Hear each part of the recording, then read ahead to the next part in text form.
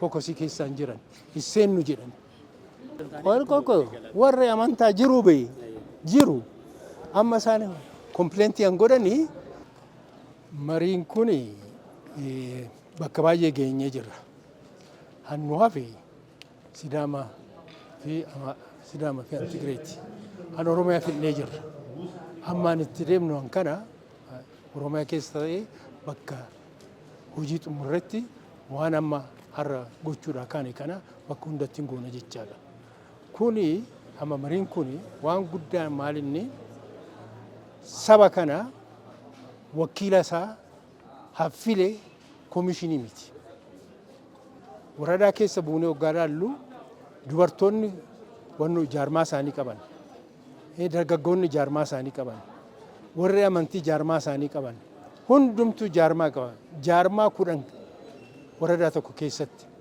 Jara kana hannu goone maalinni bakkee irratti wal ga'an qopheessineetiif hoggaa hojii kana hojjetan immoo nama taazzabu nama 7 han paartiin keessa jiru han civil society keessa jiru warri amantii jiru isaanis abalu filii abalu dhiisin jedhan siltaan akkana hojii suni sibsabaan gaggeessamu suni nagaan akka gada baddumaa laaluudha. Abalu naa ta'a jedhee haffilu maabara isaaniiti. Sabatu fila maleedha wannoon filu. Koomishiniin kun filu. Wayim wakiilonni teenya waradaatti erginee jara kana wannoodha. Haffilu immoo maalinni biyya tokko keessa nama ture. Kashrabbiin biyya keessa kaattu hin taatudha. Amantii namarraa hin qabu. Adaraa namaa baachuudha gateetti bal'aa hin qabu. Jara akkanaaf filaa jedhaneetitti maleedha. Abalu fili abalu fili jechuudha moti. Amma warri jara akkasitti filame suni as ga'aniiti shaggaritti hoggaa agartu hundumtuu roobi irraa kaaseeti warri dhufe kuni maalinni biyya kana hanceessisuu danda'u rakkoo Itoophiyaa kana hiikuu danda'u maalinni jedhaniiti ajandaa ofii dhiyeessu jechaadha moti. Ajandaa sanirratti haasa'aniiti ajandaan tuulaa xeefii jechuu dandeessa baay'eedha. Isa keessaa kaminni biyya kanaan guddisu ikoonomiidhaan sooshaaliidhaan nagaa buusuu hin danda'u ajandaa kana jedhanii isaan filatanii moti. Biyyatu ajandaa kana jedha malee koomishiniin kun nama tokkottu ajandaa kana kaasee hin jenne. Ajandaa isaanii erga filatanii booda immoo asirratti federaalii irratti marii guddicha irratti wakiilota isaanii immoo achitti onnoo jedhanii turan. Jarri kun amma hoggaa agartu Oromiyaa keessa waradaa meeqatu jira. Dubarri waradaa meeqa keessaa dhufti gara 270 keessa. Dubartoonni kun waradaa ta'aniiti moti bakka tokko ta'aniiti sagaleen dubaraa akka sirriitti mul'atu akkasitti hangoonu maleedha wannoodhaa moti. Nuyi hojiin keenya asirratti sirriitti beekamuu kan barbaachisu koomishiniin kun sifillee isa dhiisne hin jenne. Waan akkanaatu maandeetis hin qabnu isa sin goonu. Kana taanaan immoo maalinni dubbiin hunduu namatu micciira jechaadha. Biyyatu goobanaan dhaqee naa dubbatu jedhee haffiile goobanaadha. Nu keessa hin jirru kana. Hambiyyi file immoo lakki goobanaa maa filtanii gurmumaa isa jennee hin dubbannu. Nama lama waradaa akkanatti jarri kun aan dhufe. Ergaas gaanii amma wannoo koomishiniin immoo hunduma ajandaa kan hunda sabassaba. Erga sabassabeetu hunduma laaleeti ajandaan biyya kana ta'u, han biyya kana ceesisu, han nagaa buusu, qixxummaa fidu kana jedheeti erga wassanitti biyyi irratti akka mar'eetu godha. Adeemsi keenya kana fakkaata.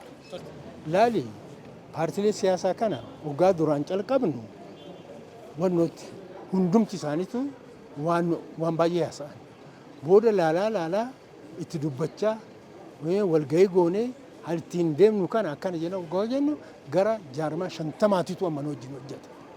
Isaa mootii waradaarra bu'anii hoggaa biyyi of filu kana filu akka taazzaabii tokkootitti han jiraatan isaan. Wannoodha amma hoggaa bakka hundatti hoggaa agartu Waradaa tokko keessatti waggaa dhagarsi hin jiran obboleessa koo. Hanuma jiru sanii hojjennu. Warri paartoleen biyya filuu kanarratti wannoo ta'aniiti komitee nama torbatu jira. Komitee kana warri siyaasaa keessa jira. Inni immoo achitti waggaa ta'uu baate amma shaggar irratti immoo paartoleen asirratti wannoo jedhan kuni qooda isaanii immoo akka fudhatanii wannoon carraan banameefii jiran dhufanii haasa'uu hin danda'an. Amma warri siviil sosaayiitiitis waggaa agartu maal godhanii taa'aniiti nu wajjin jarri waradaa bu'ee waggaa biyyi wal filu laalu kuni meemoraandamii nu wajjin farramanii jiru. Warri paartiitis, warri siviil sosaayiitiis, warri iddiriitis, warri hayimaanotiitis. Kanaafuu nuyi filmaata kana keessa harki keenya wannoo goone kan asitti micciiru sanachitti micciiru keessa jiru. Namni amma tokko jiru Hisseennu jedhan. Maaliif Hisseen tokko jenne amantii isinirraa hin qabnu jedhan. Baqaqsee tanan garaa kootti agarsiisa. Waggaa amantii nurraa dhabani abalu zagayyeen kana jedhanii hafidan. Kana caalaa nu bichaa dhawati mootummaanis hin amatama waan baay'eedha.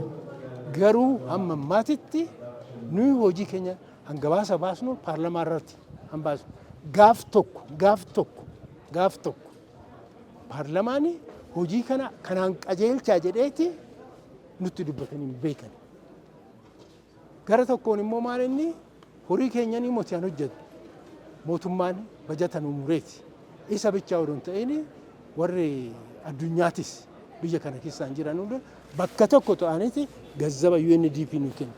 Gazzaba UNDP kennu harka keenya isseessisna. Gazzaba ministeetiif bultan. Kana keessa maal inni baay'een keenya maal inni bakkaa dhufu hin beekama inni. Ani amantii irraa hin qabne waggaa jedhani seenaa kiyya dhaqanii haa qoratan. Akkanumaan ka'aniiti wannoodha. Warri amma alatti hafe kunis akka fe'ee kiyya odoo ta'ee ala jettee hamma mormitu poolitikaan immoo eessidhaa mooti. Waan xiqqoorree bu'aa waggaa agartu argitu keessa seentee hojjechuu si barbaachisa. Amma wannoon jiru gara 10 ta'an kokosii keessaan jiran Hisseennu jedhan. Guyyaadhaan isaaniif warra kokosii sanaaf dhaamsa maal qabu?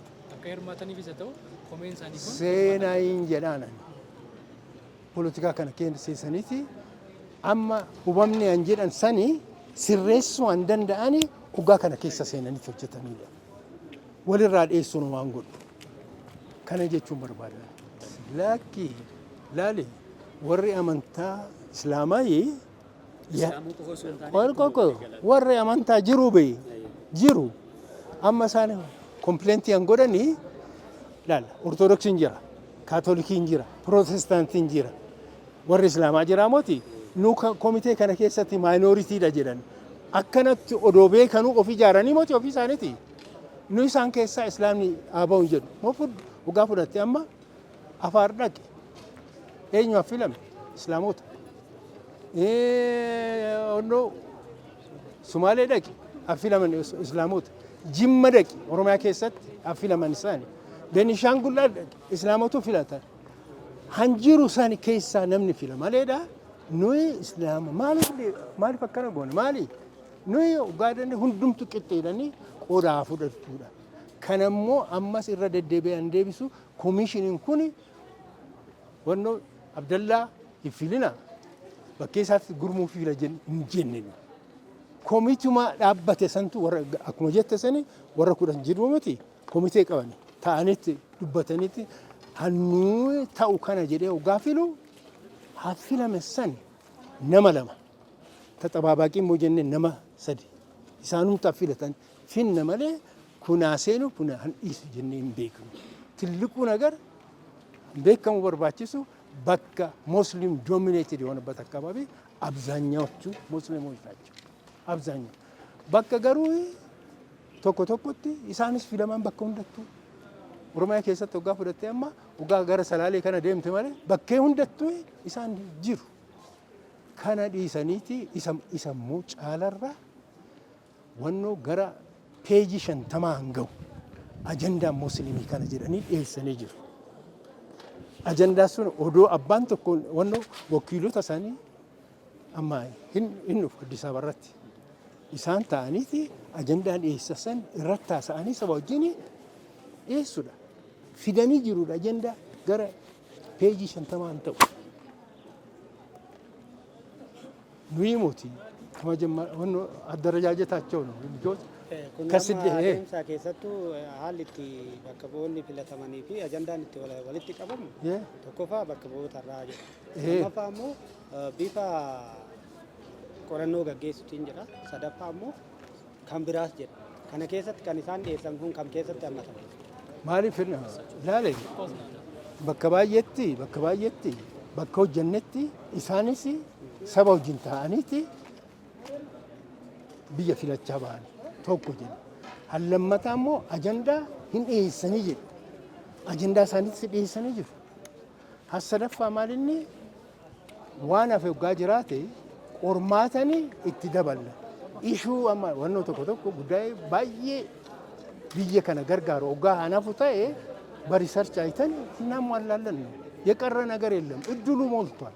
መጥቶ እንትን ነው ነው ኢሳሊ ጀረሰኒሶች ዱበነ ይሩ ትልቁ ወኖ ረኮን ጉዳ ማለኒ እዛ ሃይማኖት ጉባኤ ሰን ከሰት እስላም ተቆቶ ይሩ ሌላው ማን ነው በሞላ ይሄ ነው። እሱን ደግሞ ይሄ ኮሚሽን አይደለም ማቋቋሚያ አዋጃቸው ላይ የተቀበሉት ነገር ነው።